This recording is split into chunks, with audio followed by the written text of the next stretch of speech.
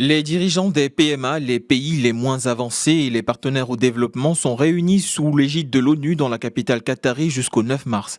Enjeu de la rencontre, conclure un nouveau pacte sur l'aide au développement 3 ans après une pandémie Covid-19 qui a renforcé la précarité de certaines économies. Le secrétaire général de l'ONU réclame aux grands bailleurs de fonds pas moins de 500 milliards de dollars pour en finir avec l'hypocrisie et agir enfin. Le développement économique est difficile quand les pays manquent de ressources, croulent sous la dette et se battent toujours avec l'injustice historique d'une réponse inégale au Covid-19. Combattre une catastrophe climatique que vous n'avez en rien provoquée est un défi quand le coût du capital explose et que l'aide financière reçue est une goutte d'eau dans l'océan. Antonio Guterres a profité de son discours pour dénoncer l'état actuel de la finance mondiale qui ne profite qu'aux pays riches et asphyxie les États les plus pauvres.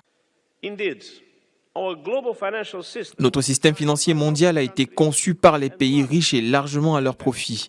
Privés de liquidités, beaucoup d'entre vous sont écartés des marchés de capitaux par des taux d'intérêt de prédateurs. À Doha, 33 pays d'Afrique sont représentés. Un plan d'action en faveur des PMA a été adopté lors de l'Assemblée générale de l'ONU l'année dernière. Le Royaume du Bhoutan, petit État d'Asie, sortira cette année de la catégorie des PMA. Le Bangladesh, le Laos, le Népal, l'Angola, Sao Tomé et Principe et les îles Salomon devraient suivre d'ici 2026.